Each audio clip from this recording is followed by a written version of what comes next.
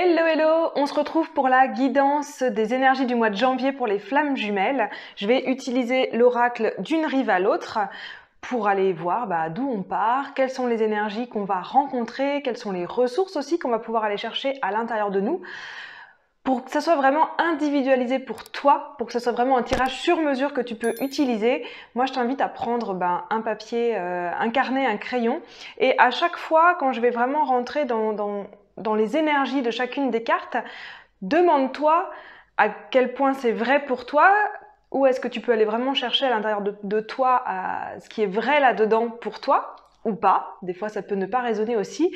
Et surtout, d'aller voir concrètement comment est-ce que ça s'applique pour toi, comment est-ce que ça peut s'appliquer pour toi. L'idée d'utiliser des oracles pour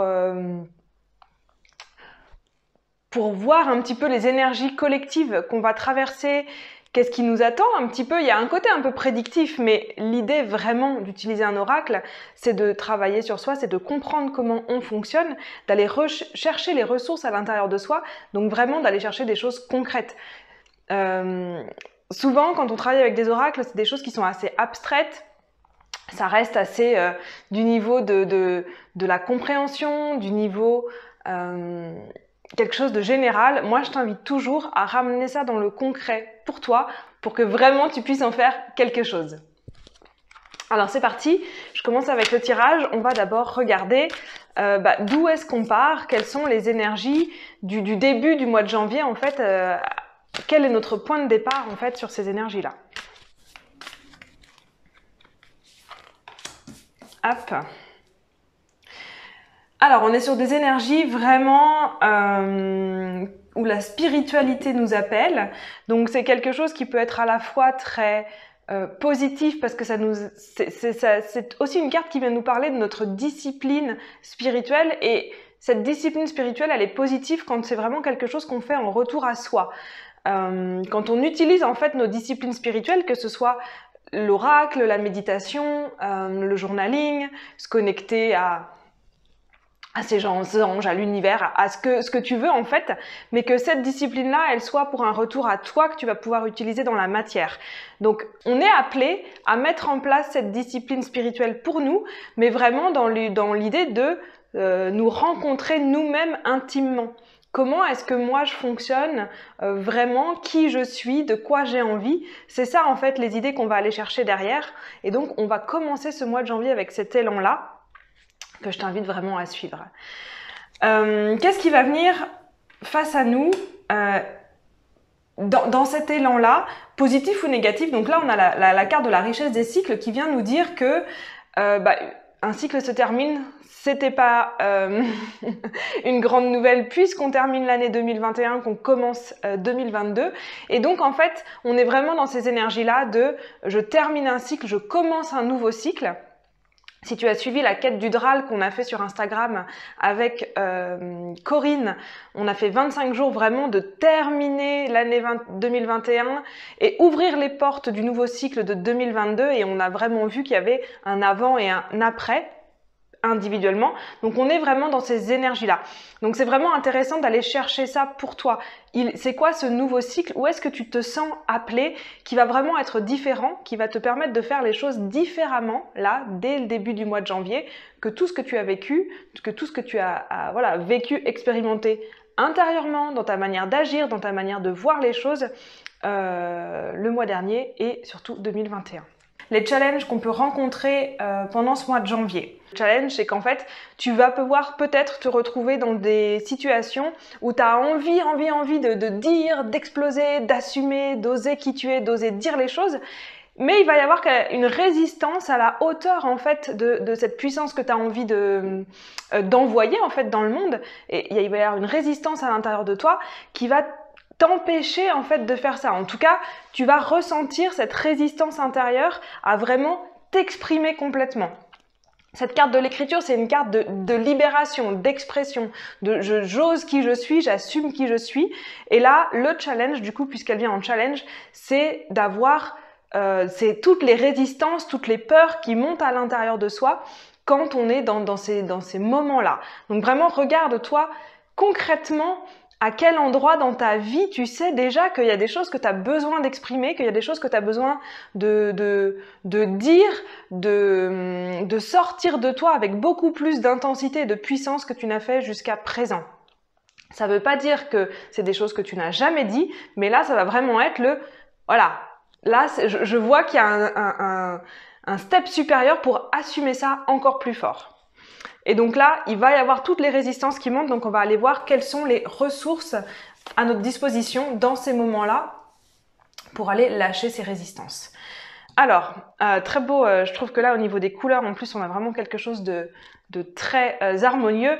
Les ressources qu'on va aller chercher pour libérer ces résistances, pour enlever ces résistances qui font obstacle à l'expression pleine de nous-mêmes, c'est la carte qui nous dit « mais regarde où tu vas ». C'est quoi que tu veux créer dans ta vie? C'est quoi ta vision? Est-ce que tu as de la clarté là-dessus? Parce que si tu n'as pas la clarté là-dessus, tu ne vas pas pouvoir exprimer qui tu es pleinement, exactement, ou en tout cas en envoyant l'énergie dans le bon sens parce que tu ne sais pas où tu vas. Donc la première chose à faire, ça va être regarder où tu vas. C'est quoi ton ambition? Qu'est-ce que tu veux créer en fait dans cette nouvelle année? Parce qu'en fait, on est au début de l'année. Ce mois de janvier, c'est vraiment, on lance l'énergie de la nouvelle année. Et là, on est en hiver, donc on est vraiment dans le travail intérieur. Qu'est-ce que tu veux créer en fait en janvier? Qu'est-ce que tu veux rêver aujourd'hui pour que peut-être, même plus que peut-être, à la fin de l'année, ça se matérialise et ça se réalise dans ta vie? Donc là, vraiment, la ressource, c'est ça. Et donc, je t'invite à te poser la question concrètement, qu'est-ce que tu veux faire pour matérialiser ça? Est-ce que tu es déjà un peu clair sur ta vision? Donc, il suffit de l'écrire, il suffit de vraiment la mettre de la manière la plus concrète possible dans la matière. Tu l'écris, tu la dessines, tu la peins, tu fais ce que tu veux, mais tu sais où tu vas. Ou alors, tu sais pas du tout ce que tu veux faire dans ta vie, ou alors tu sais pas du tout où tu vas, tu as besoin d'aide pour savoir ce que tu veux, c'est vraiment le moment de te relier régulièrement à ce que tu veux. Si tu sais même pas, si vraiment savoir ce que tu veux c'est compliqué aujourd'hui pour toi, c'est ok, moi je suis passée par là aussi et j'ai fait 30 ans de ma vie à juste avancer sans trop savoir ce que je voulais. Si tu ne sais pas ce que tu veux, c'est la première chose à faire. Reconnecte-toi à ce que tu veux, à ce que tu veux manger, à ce que tu veux vivre et tout ça, déjà au jour le jour et petit à petit à ce que tu veux dans ta vie. Et si tu veux être accompagné par moi ou par quelqu'un d'autre, fais-toi accompagner parce que c'est vraiment hyper important de donner cette direction en fait à ta vie parce que c'est dans cette direction que va aller ton énergie et du coup tu vas t'exprimer pleinement dans la bonne direction. Ce sera beaucoup plus facile pour toi. Alors, conseil pour ce mois de janvier 2022 au niveau de la relation, puisqu'on parle des flammes jumelles. Donc, conseil au niveau de la relation. Donc là, j'ai la carte qui me dit d'aller au-delà de l'illusion. La carte de la vision, elle est là pour nous relier à nous, au cœur, et d'aller au-delà de l'illusion. Ça veut dire qu'on a des illusions à lâcher sur notre relation. Moi, je sais que par exemple, aujourd'hui dans la relation, il y a encore des choses où j'aurais envie que ce soit autrement. J'aurais envie, bien sûr, encore qu'Eloa, elle fasse des choses autrement, elle dise des choses autrement. Ça arrive. En relation, on a souvent ces attentes-là, ces idées-là, mais tant qu'on est là-dedans, on est bloqué, on ne peut pas avancer. Donc là, c'est vraiment une carte qui vient nous dire, fais le point sur tes attentes, tes fantasmes de la relation, parce que là, tu as des illusions à lâcher pour vraiment pouvoir avancer et reprendre le pouvoir, en fait. Si j'ai envie qu'Eloa, qu'est-ce que je pourrais dire, prenne le lead sur certaines choses, je sais pas moi, les investissements financiers par exemple, je peux pas, c'est une illusion de croire que si c'est elle qui le fait, ça ira mieux. C'est une attente, c'est un fantasme en fait de croire que c'est de ça qu'on a besoin dans la relation. Où est-ce que moi j'ai du pouvoir? Parce que peut-être que si j'attends ça d'elle, c'est parce que moi j'ai besoin d'être beaucoup plus au clair sur mes investissements financiers, qu'est-ce que je veux en faire, où est-ce que j'ai peut-être sur de la formation que j'ai besoin, sur de la connaissance que j'ai besoin d'apprendre. Voilà, va dans le concret. C'est quoi cette illusion que tu as besoin de lâcher et où est-ce que tu peux te reprendre du pouvoir pour toi dans la relation? Et je vais aller chercher la carte de l'énergie de la fin du mois de janvier pour voir par où on va. On était parti sur une énergie un peu de discipline à se connecter à soi et on termine sur une énergie d'action, mais d'action douce. Je peux entendre dans cette carte qu'il peut y avoir comme une envie de ralentir, une envie de s'arrêter et ça c'est vraiment une carte qui vient nous dire non, surtout tu continues. Un pas après l'autre, même un tout petit pas après l'autre, mais continue. Ça, c'est vraiment la carte qui nous dit c'est pas le moment de t'arrêter. Même si tu as l'impression qu'il y a un signe qui t'a dit que c'était le moment de t'arrêter, regarde au-delà de ça, regarde vraiment parce que, a priori, c'est pas un besoin de t'arrêter, c'est simplement peut-être un besoin de ralentir ou un besoin de voir les choses autrement, mais c'est une carte qui nous garde en mouvement. Le mouvement est important, donc vraiment faire attention à l'immobilisme. Donc je trouve qu'on part sur un mois de janvier qui est vraiment depuis la reconnexion à soi sur je me mets en action. C'est plutôt doux, mais c'est en action quand même. Le mouvement est là. Donc voilà pour le tirage des énergies du mois de janvier pour les flammes jumelles. Dis-moi en commentaire ce qui a résonné pour toi, qu'est-ce que tu retiens de ce tirage. Ce que tu écris, c'est des choses qui vont être beaucoup plus faciles à te souvenir. Donc s'il y a quelque chose dans ces cartes ou dans ce que j'ai dit qui était important pour toi de te souvenir, écris-le pour toi dans ton cahier ou en commentaire. Comme ça aide aussi la chaîne et la vidéo à être plus mise en avant par YouTube. Mais juste de l'écrire au moins pour toi, ça c'est ce qui va t'aider vraiment à t'en souvenir.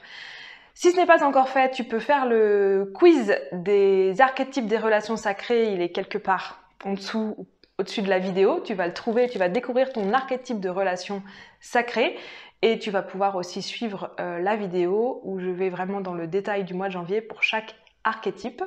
Moi je te dis très belle journée et à très vite.